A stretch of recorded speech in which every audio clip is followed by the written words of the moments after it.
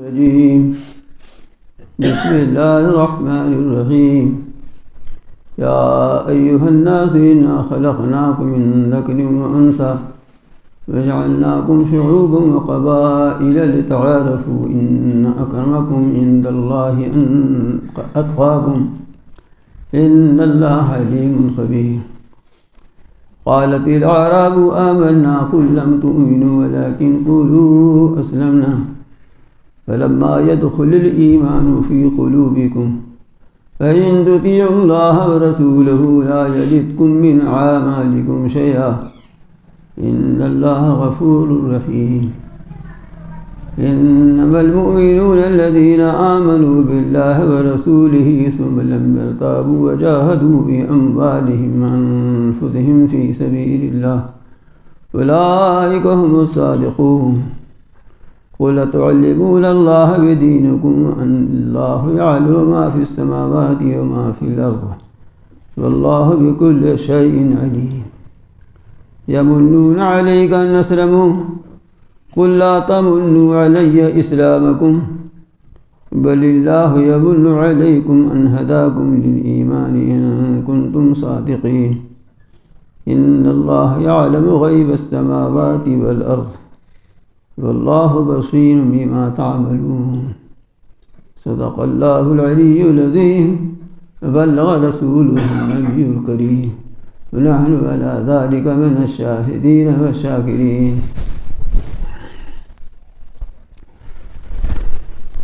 یہ سورہ حجرات کی آخری آیات ہیں. اس سے اوپر کی آیات میں اللہ تعالیٰ نے 6 ایسی بد اخلاقیوں سے اور برائیوں سے منع فرمایا تھا جس سے سماج اور معاشرہ فساد کا شکار ہوتا ہے اور برائیاں پھیلتی ہیں. اور آپ یہ سمجھ لیجئے تو آپ غور کیجئے کہ قرآن مجید میں بہت ضروری باتیں بیان کی گئی ہیں اور اصولی باتیں بیان کی گئی ہیں اور تفصیلات حوالے کر دی گئی ہیں رسول اللہ صلی اللہ علیہ وسلم کی سنت کے ذریعہ. آپ اس کو جیسے نماز کا حکم ہے لیکن نماز کی تفصیل نہیں ہے کہ کیسے پڑھی جائے, ترکیب تو نہیں نا. زکوٰۃ کا حکم ہے, زکوٰۃ کی تفصیلات نہیں ہیں, یہ سب سنت کے حوالے ہیں. تو اصولی باتیں بیان کی گئی ہیں. اس لیے کہ اگر سب اب نماز کی ترکیب بھی اگر اس میں قرآن مجید میں بیان کی جاتی, زکوٰۃ کی تفصیلات بھی آتی تو کتاب بہت موٹی ہو جاتی نا. اور پھر یہ کلام خداوندی کا جو اسلوب ہے اس کے بھی خلاف ہے. لیکن اس کے باوجود یہ 6 برائیاں جو ہمارے معاشرے میں آج بھی عام ہیں اور جن کو لوگ یوں ہی سرسری سمجھا کرتے ہیں, ان کا نام لے لے کر اللہ میاں نے بیان کیا کہ یہ نہ کرو. یعنی ایک دوسرے کی ہنسی نہ اڑاؤ, کسی کو برے نام سے نہ پکارو, برا لقب کسی کا نہ دو, کسی کے اوپر گناہ کا نام نہ لگاؤ, غیبت نہ کرو اور ٹوہ میں نہ رہو, اور بدگمانی نہ کرو. یہ 6 چیزیں ایسی ہیں کہ جو آج بھی معاشرے میں عام ہیں اور جن کو لوگ یوں ہی سرسری لیتے ہیں. جب اللہ تعالیٰ نے 6 برائیوں کا ذکر اس طرح کیا ہے تو پھر ان کو سرسری لینے کا کیا جواز رہ جاتا ہے کہ ہم اس کو اتنی اہمیت نہ دیں. گھروں میں جو فساد ہے, اپنے گھر کے اندر گھر میں بھی جو فساد انہی 6 برائیوں میں سے کسی برائی کے نتیجے میں ہے. آپ غور کر لیجئے تو. اس لیے اس کو سرسری نہ لینا چاہیے, اور سرسری نہ لینے کا مطلب یہ ہے کہ اس سے بچنے کے لیے بہت اہتمام اور بہت فکر کرنی چاہیے, خود بھی اور اپنے اہل تعلق بھی. اب آگے آیت میں اللہ تعالیٰ نے تمام نوع انسانی, تمام انسانوں کے اندر جو خرابی کی جڑ ہو سکتی ہے اور ہے خرابی کی جڑ کہ آدمی تکبر میں غرور میں مبتلا ہے، اپنے خاندان کی وجہ سے، اپنے قبیلے کی وجہ سے، اور اپنے رنگ و روغن کی وجہ سے، اپنی زبان کی وجہ سے، اپنی علاقائیت کی وجہ سے، تو اس کی جڑ اللہ تعالیٰ کاٹ رہے ہیں۔ اصل واقعہ یہ ہوا تھا کہ جب مکہ فتح ہوا تو حضور اکرم صلی اللہ علیہ وسلم نے حضرت بلال حبشی رضی اللہ تعالیٰ عنہ کو کہا کہ اذان دیں کعبے پر۔ ایک تو وہ عرب نہیں تھے، قریش تو تھے ہی نہیں، قریش کی ناک بہت اونچی، دوسرے عرب کے بھی کسی قبیلے کے نہیں تھے، حبشہ کے رہنے والے تھے، کالے کلوٹے رنگ کے اور غلام آزاد کیے ہوئے۔ تو قریش کے بعد لوگوں نے کہا کہ اچھا ہوا کہ ہمارے ابا مر گئے اس دن کے دیکھنے سے پہلے کہ کالا کوبا جو ہے اذان دے رہا ہے یہاں چڑھ کر کے۔ یہ ان کا تکبر اور غرور تھا۔ کیا آپ سمجھتے ہیں آپ کا تکبر غرور کچھ کم ہے گا جب موقع آ جائے تو؟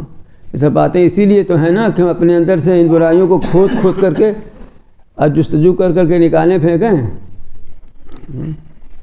بعض لوگوں نے کہا کہ وہ ان کو اور کوئی ملا ہی نہیں تھا، یہی ملے تھے کلو حضرت۔ یہ عربی میں یہ بات کہی اسی انداز کی۔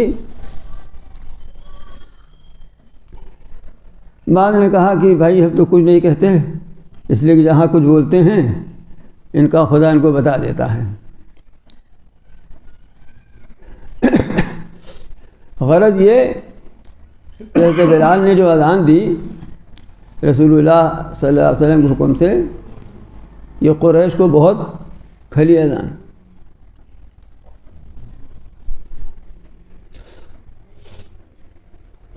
فتح کے بعد فوراً کا واقعہ تھا، یہ ابھی فتح ہوا ہے اور ابھی اذان دلا دی رسول اللہ صلی اللہ علیہ وسلم نے ایک غلام سے۔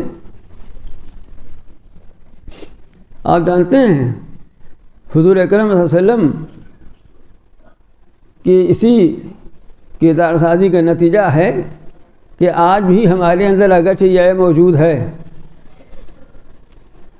لیکن آپ کی بڑی بڑی مسجدیں ہوں، کسی چاہے نواب صاحب نے کسی بڑے سیٹھی نے بنوائی ہو، اگر کوئی حلال خور برادری کا بھی حافظ ہے تو وہی تراویح پڑھاتا ہے، نواب صاحب پیچھے کھڑے ہو کر پڑھتے ہیں، ان کو شرم نہیں لگتی نا؟ یہ کام اتنا آسانی سے نہیں ہو گیا ہے، اس کے لیے یہ سب کچھ رسول اللہ صلی اللہ علیہ وسلم اپنی حیات مبارکہ میں کر گئے ہیں۔ تب جبکہ آج بھی اس طرح کی برائیاں ہمارے اندر بھی موجود ہیں، لیکن بہرحال یہ فضا ہے کہ کوئی حافظ ہے، قاری ہے، عالم ہے، تو چاہے جس برادری کا ہو اور چاہے بہت غریب ہی گھر کا کیوں نہ ہو، سب سے آگے منبر پر وہی کھڑا ہوتا ہے اور کوئی ناخن نہیں چڑھاتا۔ ناخن چڑھانے والے بھی اگر آئے ہیں نماز پڑھنے تو وہ بھی ناخن تو نہیں چڑھاتے نا۔ یہ مزاج بنایا ہے اسلام نے، تب یہ مزاج بن پایا ہے، اور یہ مزاج ہمارے معاشرے کے ہر موقع پر ہونا چاہیے، خالی مسجد ہی میں نہیں ہونا چاہیے، بلکہ ہمارے معاشرے میں جب بھی ضرورت پڑے اس طرح کے طوفان بدتمیزی کے مقابلے کی تو یہی ہونا چاہیے۔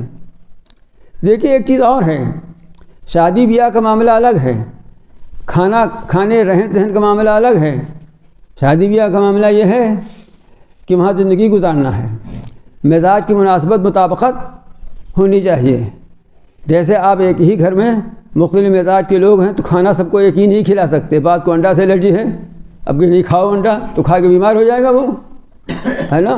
اسی طرح سے زندگی گزارنی ہے تو شادی معاملہ اس طرح کے معاملات الگ ہیں، لیکن اس میں تفاخر فخر کرنے کی کوئی گنجائش نہیں ہے، اپنے کو بڑا سمجھنے کی کوئی گنجائش نہیں ہے، دوسرے کو حقیر سمجھنے کی کوئی گنجائش نہیں ہے۔ تو جب قریش نے یہ کہا تو اللہ تعالیٰ نے فرمایا یا ایھا الناس انا خلقناکم من ذکر و انثی، اے لوگوں ہم نے تم کو ایک مرد ایک عورت سے پیدا کیا ہے، یعنی آدم اور حوا سے، گورے ہوں چاہے کالے ہوں، عربی ہوں، چاہے عجمی ہوں، سب کے ماں باپ آدم اور حوا ہیں. تو تم نسلی اعتبار سے تو ایک ہی ماں باپ کے اولاد ہو. وہ تو ہم نے قومیں بنا دی اور خاندان بنا دیے کسی دوسری مصلحت سے. یا ایھا الناس انا خلقناکم من ذکر و انثی، اے لوگوں ہم نے تم کو پیدا کیا ایک مرد ایک عورت سے. تو سب کی اصل ایک ہو گئی. وجعلناکم شعوبا وقبائل، اور ہم نے تم کو قومیں بنائی اور قبیلے بنائے، خاندان بنائے.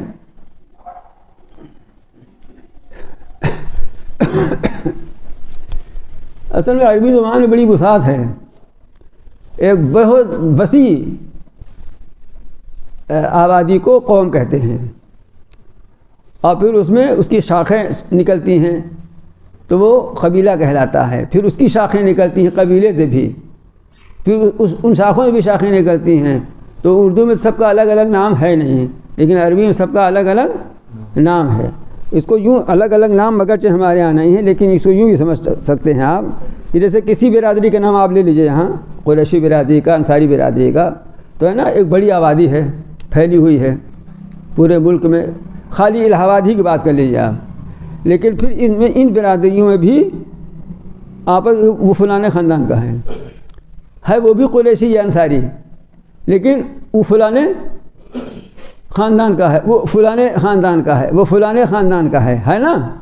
ارے وہ ان کی اولاد میں ہے، ارے وہ ان کی یہ خاندان کے اندر تقسیم ہو گئی، یہ اس خاندان کے اندر تقسیم ہو گئی. تو اللہ تعالیٰ کہتے ہیں یہ بھی ہم نے بنایا ہے، یہ ہمارا بنایا ہوا نہیں ہے. اب کیوں بنایا ہم نے؟ لتعارفوا، اس لیے نہیں بنایا ہے کہ تم ایک دوسرے کے مقابلے میں فخر کرو، ایک دوسرے کے مقابلے میں اپنی ناک اونچی کرنے کی کوشش کرو، بلکہ اس لیے بنایا ہے تاکہ آپس میں تمہارے جان پہچان رہے، تاکہ آپس میں تمہارے ایک جان پہچان رہے. یہ جان پہچان رہنا، یہ جان پہچان رکھنا، یہ مستقل مقصود ہے شریعت میں. اس لیے مقصود ہے کہ اس کے اوپر شریعت کے بہت سے احکام مرتب ہوتے ہیں. اب ہم کو یہی پتہ نہیں کہ ہماری پھوپھی کون تھی، ان کے لڑکے کہاں رہتے ہیں، ہماری خالہ کون، ان کے لڑکے کہاں رہتے ہیں، ہمارے کئی چچا تھے، چچا کے لڑکے ہمارے کہاں رہنے لگے ہیں، ہے نا. ہم یہ نہیں جانتے. تو ان کے ساتھ وہ شریعت کے حقوق متعلق ہیں نا. وہ حقوق کیسے ادا ہوں گے؟ اور جب وہ حقوق ادا نہیں ہوں گے، حق تلفی ہوگی تو گناہ ہوگا اور پکڑ ہوگی اور مواخذہ ہوگا. اس لیے یہ ضروری ہے کہ شناخت اور پہچان رہے. اب ایک ہی نام کے ایک ہی محلے میں کئی آدمی ہیں، ہے نا، تو باپ سے پہچان ہو جائے گی. اتفاق سے باپ کا بھی نام وہی نکل آیا تو دادا سے پہچان ہو جائے گی. اتفاق سے وہ بھی نکل آیا تو قبیلہ لگا ہوا قبیلے سے پہچان ہو جائے گی کہ کس قبیلے کا ہے. تو کہیں جا کر کے ایک ایسا پوائنٹ ملنا چاہیے کہ جہاں پر تعارف ہو سکے. اس سے تو مسائل وابستہ ہیں نا. جانتے ہیں کتنے مسائل وابستہ ہیں؟ ایک تو میں نے بتایا میراث کا مسئلہ متعلق ہے اس سے. بعض دفعہ میراث اوپر تک جاتی ہے، نیچے کے لوگ اگر نہ رہے، اولاد نہ رہی، تو ننیال ددیال میں اوپر کے رشتوں میں پہنچتی ہے.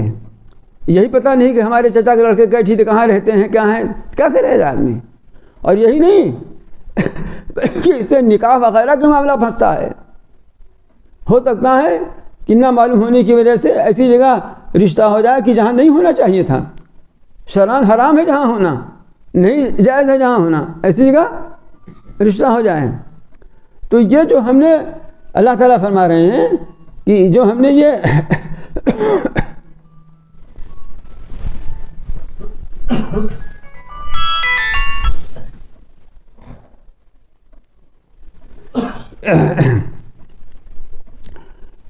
ہم نے جو قبیلے بنا دیے، خاندان بنا دیے ہیں، یہ اس لیے بنائے ہیں. اس لیے نہیں بنائے ہیں کہ تم اپنی ناک اونچی کر کے دکھایا کرو، فخر کرنے کے لیے نہیں بنائے ہیں. وہ تو حضور اکرم صلی اللہ علیہ وسلم نے اسی دن یہ بھی اعلان فرما دیا تھا کہ لا فخر لعربی علی عجمی، اب آج کے دن سے کسی عربی کو کسی عجمی پر فخر نہیں ہے، بلا اور نہ کسی گورے کو کسی کالے پر فخر ہے۔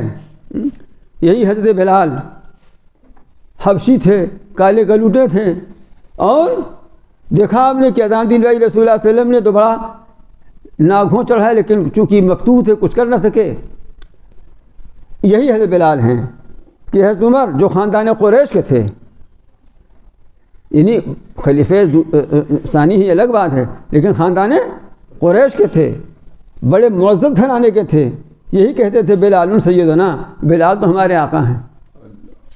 یہ مزاج کس نے بنایا؟ یہ مزاج اسلام نے بنایا، رسول اللہ صلی اللہ علیہ وسلم کی سیرت نے، رسول اللہ صلی اللہ علیہ وسلم کے اس کردار نے یہ بات بنایا۔ تو کسی کو کسی پہ فخر نہیں ہے، نہ نسب کی بنا پر، اور نہ رنگ کی بنا پر، نہ زبان کی بنا پر، نہ وطن کی بنا پر، اور نہ مال کی بنا پر۔ مال کی بنا پہ کوئی فخر نہیں ہے۔ اس لیے نہیں فخر ہے کہ المال ذل زائل، مال تو ایک سایہ ہے، ابھی یہاں ہے ابھی ہٹ گیا۔ کتنے غریبوں کو امیر بنتے آپ نے دیکھا ہوگا، اور کتنے مالداروں کو فٹ پاتھ پر آتے آپ نے دیکھا ہوگا۔ تو وہ بھی فخر کی چیز کوئی نہیں ہے۔ یہ دیکھنے کی چیز ہے کہ اللہ کے نزدیک کس کی عزت سب سے زیادہ ہے۔ دیکھنے کی چیز اصل میں یہ ہے کہ اللہ کے نزدیک کون سب سے زیادہ عزت والا ہے۔ تو فرماتے ہیں ان اکرمکم عند اللہ اتقاکم۔ تو بتاتا ہوں کہ اللہ کے نزدیک سب سے زیادہ عزت والا کون ہے۔ بے شک سب سے زیادہ عزت والا اللہ کے نزدیک تم میں سے جو سب سے زیادہ تقویٰ والا ہے وہ ہے۔ اور ہمیں تقویٰ والا سب سے زیادہ کون ہے کچھ پتہ نہیں، یہ تو پتہ کھلے گا اس دن، یہ پتہ تو اس دن کھلے گا نا۔ تقویٰ والا کون سب سے زیادہ ہے کچھ پتہ نہیں ہے۔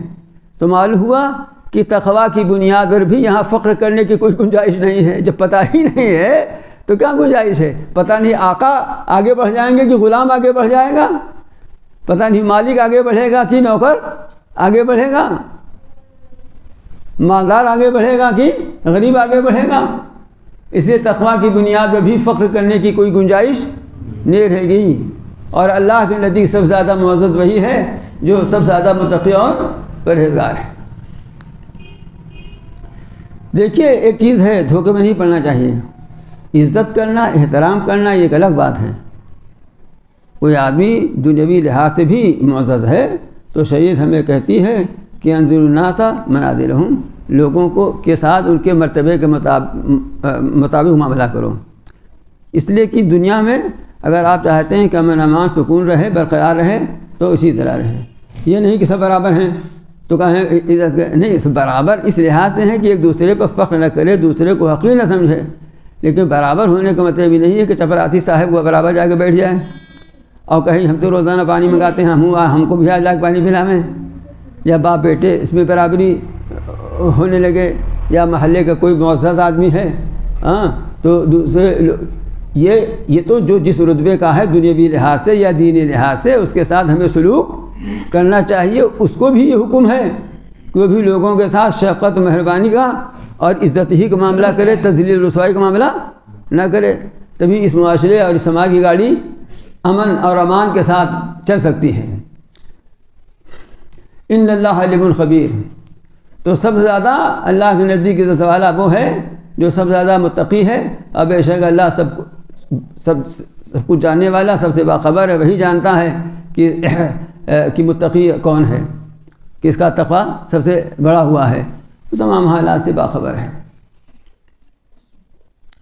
تو یہ پوری صورت آپ دیکھ رہے ہیں شروع سے کہ اس میں آداب اور اخلاق ہی کی تعلیم ہو رہی ہے۔ بالکل شروع میں رسول اللہ صلی اللہ علیہ وسلم کے آداب، آپ کے ساتھ اخلاق کے ساتھ پیش آنے کا طرز اور طریقہ بتلایا گیا، پھر مسلمانوں کو آپس میں کس طرح رہنا چاہیے اور کس طرح زندگی گزارنی چاہیے اس کو بتایا گیا، اور پھر پورے انسانی معاشرے میں کس طرح امان قائم رہ سکتا ہے، تو وہ بتایا گیا کہ کوئی دوسرے پر فخر کرے اس کی کوئی گنجائش نہیں ہے، بلکہ تواضع کے ساتھ رہنا چاہیے۔ حدیث میں رسول اکرم صلی اللہ علیہ وسلم کا ارشاد ہے کہ من تواضع للہ رفعہ اللہ، اللہ تعالیٰ جو اللہ تعالیٰ کے لیے تواضع اختیار کرتا ہے تو اللہ تعالیٰ اس کو بلندی دیتے ہیں۔ جو تواضع اختیار کرے گا اللہ تعالیٰ اس کو بلندی دیں گے۔ چنانچہ آپ دیکھیے اب تک تو یہی دستور تھا، اب بہرحال کم از کم دیندار برادری میں تو ہے ہی ہے دستور کہ کہیں بھی خط لکھا یا کہیں کچھ کیا، آج کل ایسا ویسا لکھنے کا رواج ہو گیا ہے، تو نہیں کہ کیا لکھیں گے، یا احقر لکھیں گے، احقر فلاں ہے نا، یا کیا لکھیں گے فقیر حقیر فلاں، یا خاکسار فلاں، یا نیاز مند ہے نا۔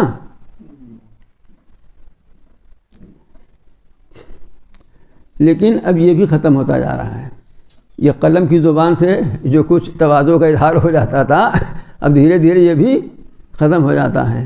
ریٹائرڈ ہو گئے ہیں تب بھی دو میٹھی رہتی ہے، لکھ دیتے ہیں ریٹائرڈ فلاں،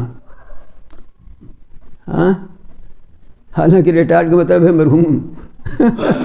ارے مرحوم کا مطلب یہ نہیں مرحوم ہو گئے، لیکن اب ریٹائرڈ فلاں کہاں لکھ رہے ہیں؟ جہاں ضرورت ہو تو واقعی کرنا چاہیے، کوئی دینی ضرورت ہے، دنیاوی ضرورت ہے، عزت بچانے کا معاملہ ہے، تدلیل وہ ایک الگ بات ہے، لیکن خواہ کے لیے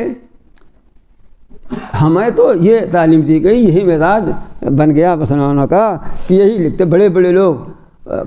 اب تو لکھنے کا انداز دوسرا ہو گیا ہے نا، پرانی کتابیں نکال کر دیکھیے اب کسی بڑے سے بڑے عالم کی تو شروع ہی حص کرتے تھے کہ خاکسار فلاں بندے فقیر حقیر یہ عرض کرتا ہے نا کتابوں میں۔ اب تو دوسرا انداز ہو گیا لکھنے کا، تو یہ سب تواضع کی تعلیم کا نتیجہ تھا، یہ تواضع کی تعلیم کا نتیجہ تھا کہ آدمی کم سے کم زبان سے کہتا تھا اور یا قلم سے لکھا تو تھا، زبان سے کہنے یا قلم سے لکھنے کے بھی طبیعت پر ایک اثر لاشعوری طور پر پڑتا ہی پڑتا ہے۔ اب جب زبان بھی نہیں کہیں گے میں ڈاکٹر فلاں بول رہا ہوں اور لکھ بھی دیے ڈاکٹر اپنا، نہ پورا لکھے تو آدھے لکھ دیا، ڈی ہی بنا دیا، بھئی ضرورت ہو ضرور لکھیے، اگر ملازمت کے لیے کہیں درخواست دینی ہے یا کہیں واقعی اس کی ضرورت ہے کہ بغیر اس کے جو ہے کام نہ چلے گا تو ضرور لکھیے، لکھنا چاہیے، ورنہ نتیجہ کیا ہوگا؟ ایک نتیجہ تو یہی ہوگا کہ تواضع چھوٹی اور آپ نے گویا فخر کا اظہار کیا ہے۔ ایک لطیفہ ہے، ایک مولانا صاحب تھے بیچارے، لیکن مولانا رنگین تھے اور رنگین ہونے کے ساتھ سنگین بھی تھے، تو بیچارے کسی جگہ گئے تھے، نواب صاحب کے ٹھہرے تھے، اب وہ رات میں کہیں گئے، واپسی دیر میں ہوئی تو گیٹ بند ہو چکا تھا حویلی کا، اب کھٹکھٹایا ہٹایا تو وہ جو ہے چوکیدار نے پوچھا کون؟ تو انہوں نے اپنا پورا 170 کا نام بتایا، میں حضرت مولانا فلاں فلاں فلاں فلاں فلاں فلاں والا ہوں۔ لیکن جانتے ہیں انہوں نے بعد میں اپنے استاد سے کیا کہا؟ انہوں نے کہا حضرت اگر میں سیدھے سے اپنا نام لے لیتا تو رات بھر وہیں کھڑا رہتا، دروازے نہ کھولتا۔ تو ٹھیک ہے ایسا موقع ہو جائے تو یہ بھی بتانے کی ضرورت پڑتی ہے، لیکن یہ تو نہیں کہ یہی ہمارا معمول ہو جائے۔ خیر، واقعہ ایک یہ ہوا کہ قبیلے بنی اسد کے کچھ دیہاتی بدو آئے مدینہ شریف،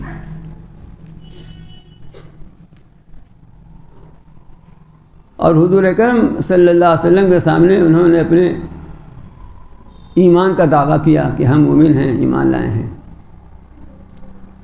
مقصد ان کا یہ تھا، اب مدینہ میں اسلامی حکومت پورے طور پر قائم ہو چکی تھی، حکومت کا روبداب بھی قائم ہو چکا تھا، اور جو صدقات اموال غنیمت وغیرہ آتے تھے وہ مسلمانوں میں تقسیم ہوتے تھے۔ تو اب یہ آئے اسی لیے تھے کہ ہم چل کے اپنا مومن ہونا ظاہر کریں گے تو یہ صدقہ وغیرہ کی جو رقمیں تقسیم ہوتی ہیں ہم کو بھی اس میں سے حصہ ملے گا. تو یہ لوگ آئے. قالت الاعراب آمنا، یہ بدو دیہاتی کہتے ہیں کہ ہم ایمان لائے ہیں، اور اصل میں ایمان لائے نہیں تھے، مسلمان تھے نہیں، زبانی دعویٰ تھا. یہ تو آج بھی ہو رہا ہے نا، جیسے ابھی کئی چیز پکڑے گئے ہیں جو مانگ رہے تھے.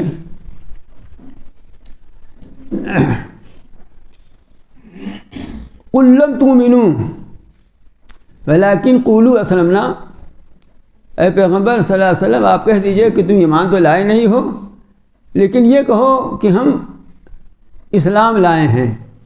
یہ میں نے ایک ترجمہ کر دیا، اب اس کا میں ترجمہ کرتا ہوں اردو والا. اسلام کے معنی فرما بردار ہونا، تو یہ کہو کہ ہم فرما بردار ہو گئے ہیں.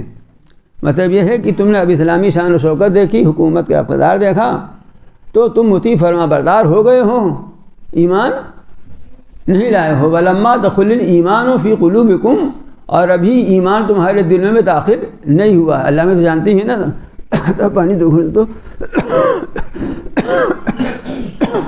کچھ دھواں بھی کیسا لگتا ہے. ابھی ایمان تمہارے دلوں میں داخل، اللہ میں جانتے ہیں نا.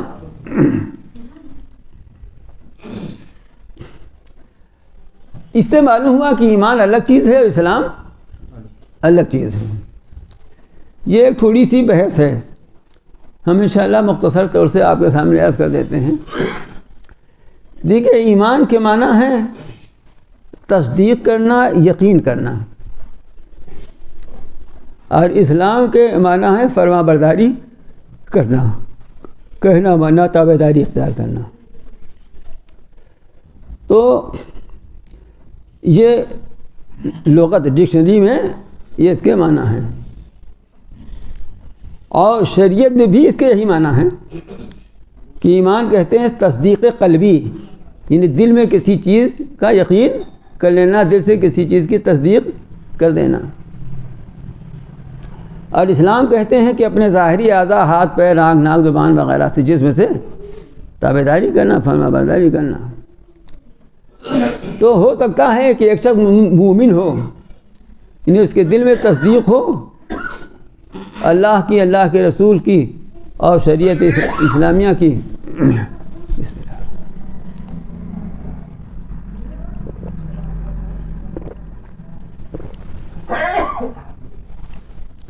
لیکن کسی وجہ سے وہ اسلامی اعمال نہ انجام دے پا رہا ہو، نماز نہ پڑھتا ہو، روزہ نہ رکھتا ہو، حتیٰ کہ زبان سے کلمہ بھی نہ پڑھتا ہو.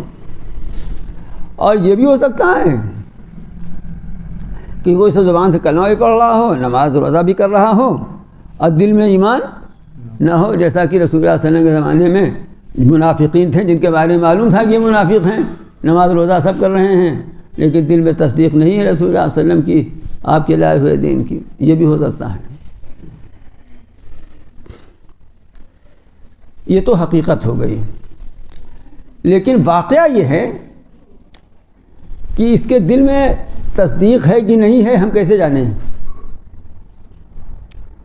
اس بظاہر تو اس کے کوئی اعمال ایسے ہیں نہیں جسے زبان سے بھی کلمہ نہیں پڑھتا، یا یہ کہ سب کچھ کر رہا ہے لیکن پتہ نہیں یہ منافقت سے کر رہا ہے کہ تصدیق قلبی سے کر رہا ہے، ہمیں کیا معلوم.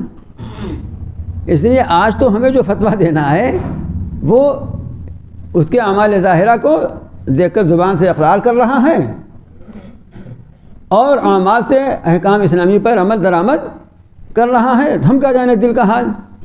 چنانچہ حضرت اسامہ بن زید رضی اللہ تعالیٰ عنہ نے جب ایک جنگ میں ایک شخص کو قتل کر دیا تھا، اور قتل کرتے وقت جب تلوار اس نے دیکھی تو کلمہ پڑھ لیا تھا، پھر بھی قتل کر دیا، یہ سوچ کر کہ جان بچانے کے لیے اس وقت کلمہ پڑھ رہا ہے. تو رسول اکرم صلی اللہ علیہ وسلم بہت غضبناک ہوئے اور فرمایا حلا شقت قلبہ، ارے تم نے اس کا دل چیر کے دیکھ لیا ہوتا. مطلب ہے نا، تو معلوم ہے تصدیق دل میں ہوتی ہے، اور معلوم ہے کہ ہمیں تو ظاہر پر عمل کرنا چاہیے. حقیقت یہ ہے کہ اب اسلام ایمان الگ الگ سمجھ گئے ہیں نا، تو اب میں کہتا ہوں کہ حقیقت یہ ہے کہ وہ ایمان بغیر اسلام کے معتبر نہیں، اور یہ اسلام بغیر ایمان کے معتبر نہیں۔ اس لیے اب جو مومن ہے وہ مسلم بھی ہے، جو مسلم ہے وہ مومن بھی ہے، جو مومن ہے وہ مسلم بھی ہے، جو مسلم ہے وہ مومن بھی ہے۔ اور سنیے، اصل میں ایمان اٹھتا ہے اور اس کی انتہا ہوتی ہے اعمال سے، اعمال پر آ کر کے، اور اعمال کرتا رہتا ہے، اور اس کی انتہا ہوتی ہے تصدیق پر۔ تو گویا دونوں کی منزل ایک ہے، ابتدا اور انتہا کا فرق ہے۔ یہ دل سے اٹھتا ہے، اعمال سے اس کا ظہور ہوتا ہے، یہ اعمال سے جن کا ظہور ہو رہا ہے، دل میں اس کی تصدیق ہے، تو اب دونوں مل کر کے ایک ہی چیز ہو گئی۔ بغیر ایمان کے اسلام معتبر نہیں، اور بغیر اسلام کے ایمان معتبر نہیں ہے۔ تو چونکہ ان لوگوں نے یہ کہا تھا کہ ہم ایمان لائے ہیں اور دل سے مومن تھے نہیں، اس لیے اللہ تعالیٰ نے فرمایا کہ آپ کہہ دیجئے کہ تم ایمان تو لائے نہیں ہو، البتہ تابع دار بن کر کے آ گئے ہو، مغلوب ہو تابع دار بن کر آ گئے ہو، ابھی ایمان تمہارے دلوں میں داخل نہیں ہوا ہے۔ وَإِن تُطِيعُوا اللَّهَ وَرَسُولَهُ لَا يَلِدْكُم مِّنْ أَعْمَالِكُمْ شَيْئًا۔ ہاں، اگر تم اب ایمان لے آؤ تو لا سکتے ہو، اور اگر تم اللہ کا کہنا مانو اور اس کے رسول کا کہنا مانو، جس میں سب سے پہلا قدم یہی ہے کہ دل سے تصدیق کرو، تو اللہ تعالیٰ تمہارے اعمال میں سے کچھ کم نہ کرے گا۔ یعنی جو تم اعمال کرو گے اللہ تعالیٰ اس کا پورا اجر و ثواب عطا کرے گا۔ تمہاری یہ سابقہ دعوے داری کی وجہ سے تمہارے اعمال کے اجر و ثواب میں کوئی کمی نہ کرے گا۔ ان اللہ غفور الرحیم، بے شک اللہ تعالیٰ بڑے معاف کرنے والے ہیں، تمہاری ان گزشتہ کوتاہیوں کو معاف فرما دیں گے۔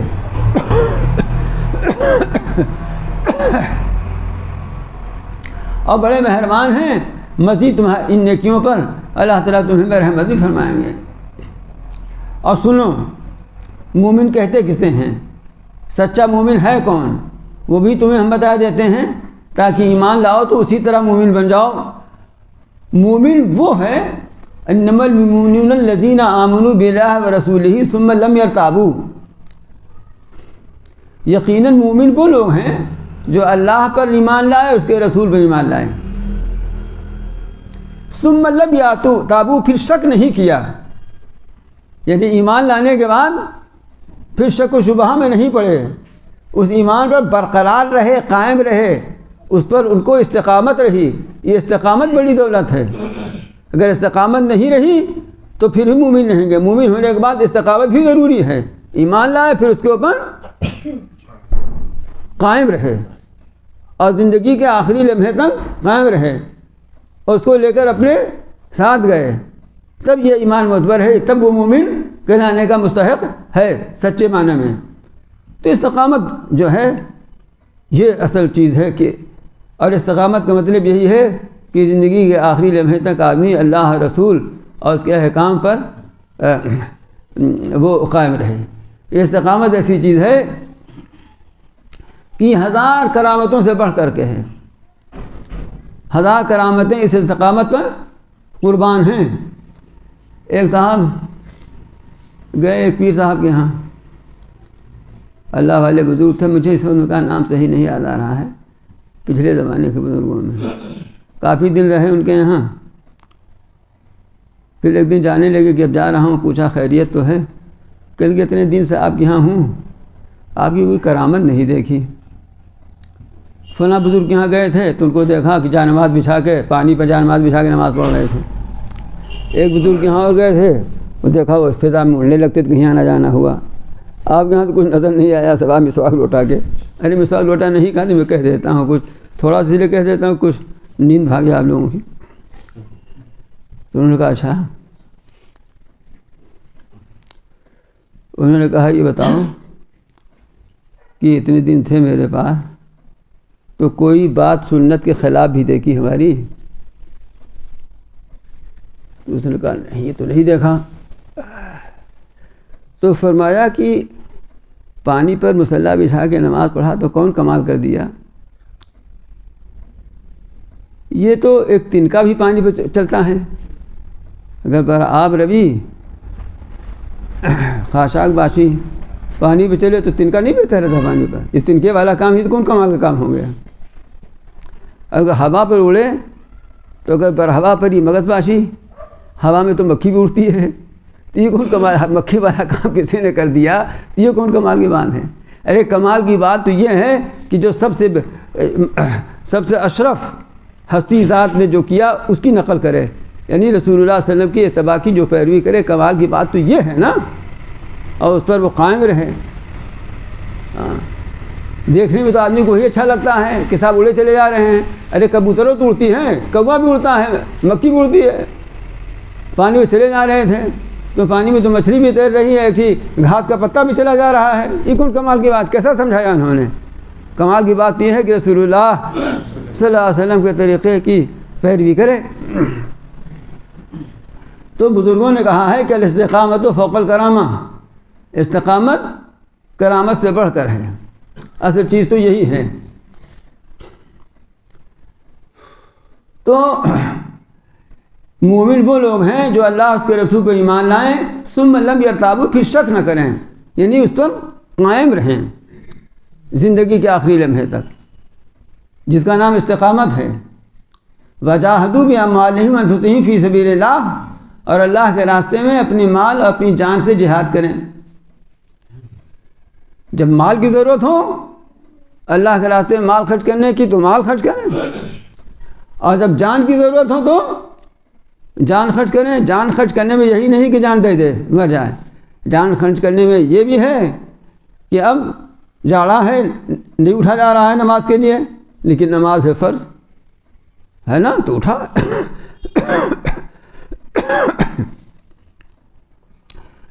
مطلب احکام شریعت پر عمل کرنے میں اگر مال خرچ کرنے کی ضرورت پڑتی ہے تو وہاں مال خرچ کر رہا ہے، جان خرچ کرنے کی ضرورت پڑتی ہے تو وہاں جان خرچ کر رہا ہے، اس میں لیت العال نہیں ہے. تو یہ چیز جب حاصل ہو جائے تو اللہ تعالیٰ اس کو سرٹیفکیٹ دیتے ہیں کہ اولئک هم الصادقون، یہ ہیں سچے لوگ. سچے لوگ یہ ہیں.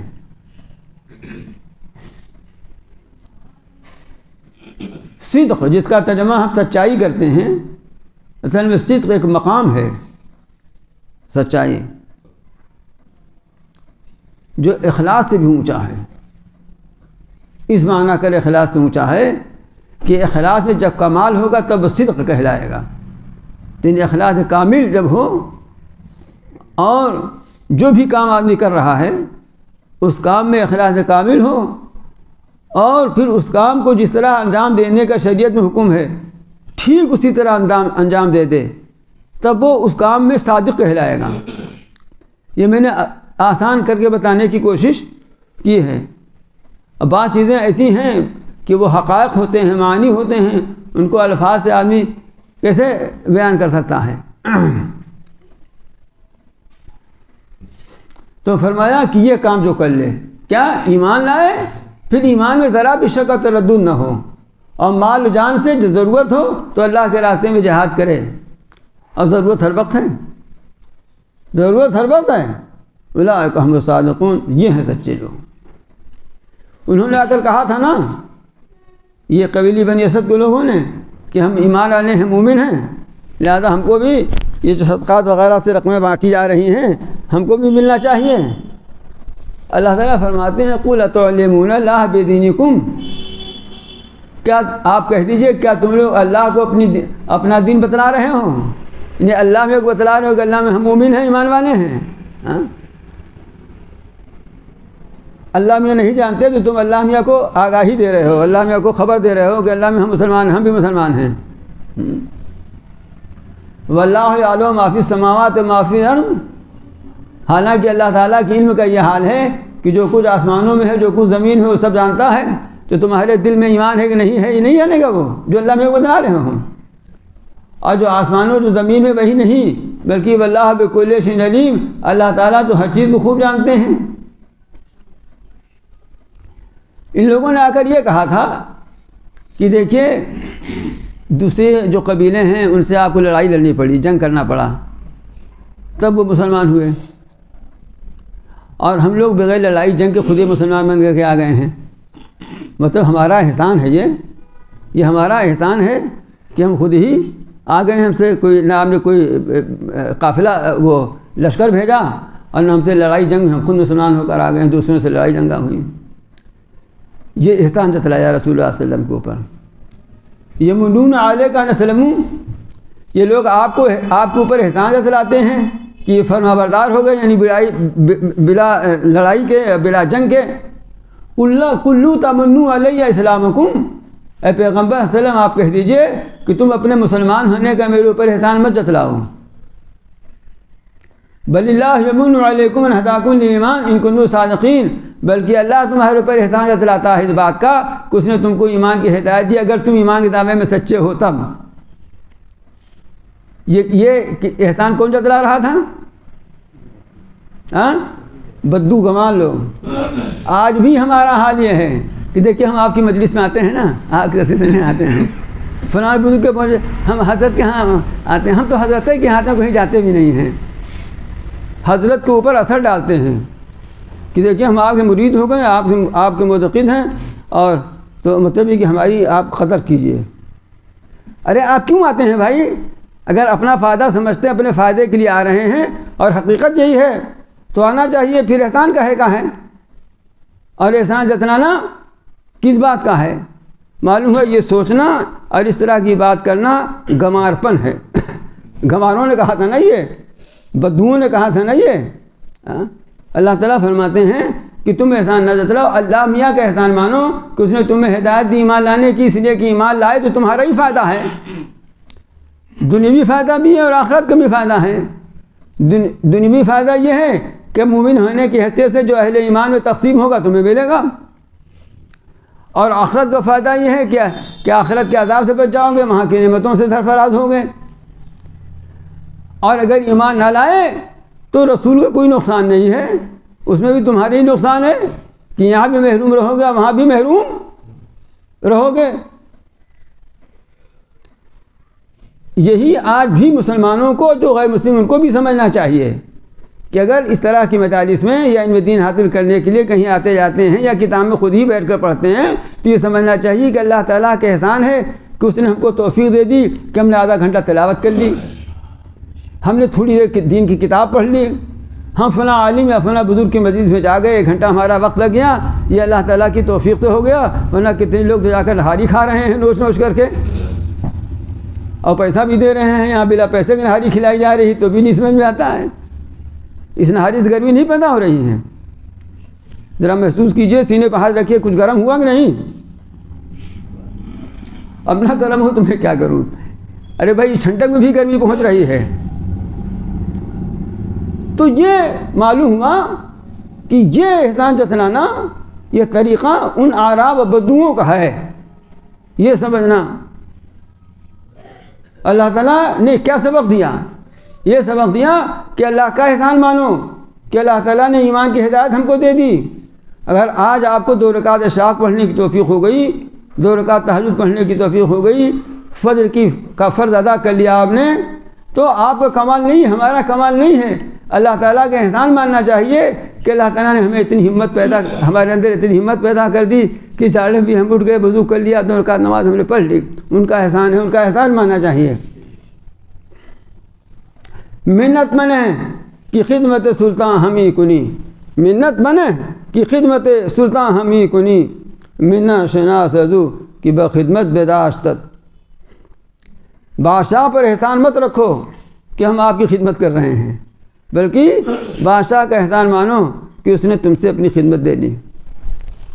ہاں، بادشاہ کا احسان مانو کہ اس نے تم سے اپنی خدمت لے لی، اس کے اوپر. تو یہ احسان مت دلاؤ کہ صاحب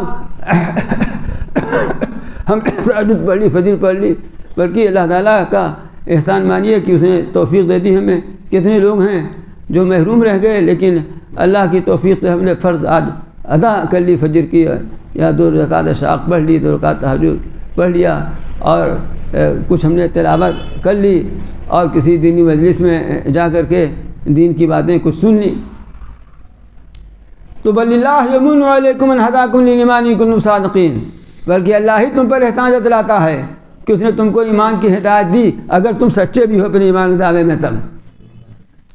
ان اللہ یعلم غیب السماوات والارض واللہ بصیر بما تعملون، بے شک اللہ تعالیٰ آسمانوں اور غیب کی چھپی ہوئی چیزوں کو جانتا ہے، اور اللہ تعالیٰ جو تم کر رہے ہو اس سے خوب باخبر ہے۔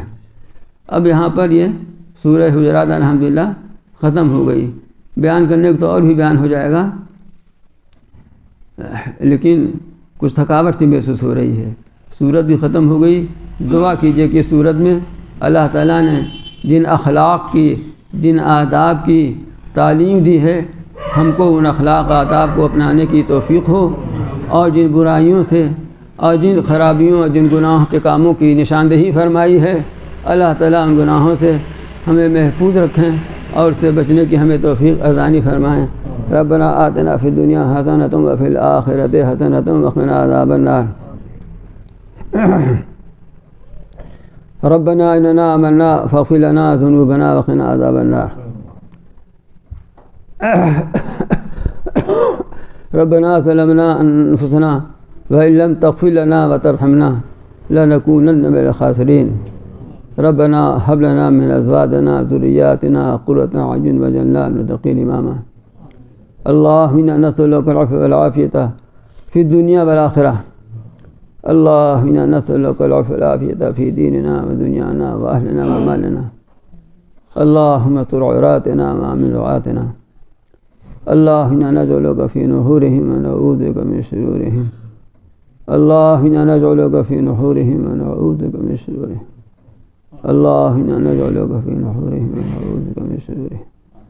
اللهم لا تسلط علينا من لا يرحمنا۔ اللهم لا تسلط علينا من لا يرحمنا۔ اللهم لا تسلط علينا من يرحمنا۔ اللهم اعذب الكفرة وألق في قلوبهم الرعب وخالف بين كلمتهم وأنزل عليهم رجزك وعذابك۔ اللهم لا تدع لنا ذنبا إلا غفرته ولا هما إلا فرجته ولا دينا إلا قضيته ولا حاجة من حوائج الدنيا والآخرة إلا قضيتها يا أرحم الراحمين۔ اللهم افتح لنا أبواب رحمتك وسهل لنا أبواب رزقك۔ اللهم حسن عاقبتنا في الأمور كلها واجعلنا من خزي الدنيا وعذاب الآخرة۔ اللهم اعنا على ذكرك وشكرك وحسن عبادتك۔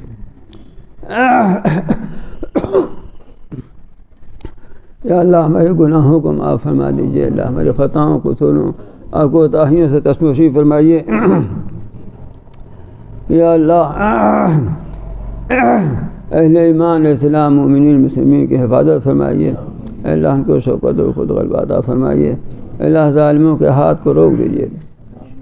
اللہ ظالموں کا ہاتھ دل سے روک دیجیے۔ اللہ ظالموں کا ہاتھ دل سے روک دیجیے۔ اللہ ہم امان و عافیت کی چادر پھیلا دیجیے۔ اللہ ہم عافیت کی چادر فرما دیجیے۔ اللہ اپنی حفاظت میں لے لیجیے۔ اللہ جان و مال ایمان عزت آبرو کی حفاظت فرمائیے۔ اللہ جان و مال ایمان عزت آبرو کی حفاظت فرمائیے۔ اللہ ہمیں خود ایمان پر قائم رہنے کی، ایمان ہی پر قائم رہنے کی توفیق عطا فرمائے، ایمان ہی پر خاتمہ نصیب فرمائیے۔ اللہ ہماری آئندہ آنے والی نسلوں کی ایمان کی حفاظت کا سامان فرما دیجیے۔ اللہ ایسے حالات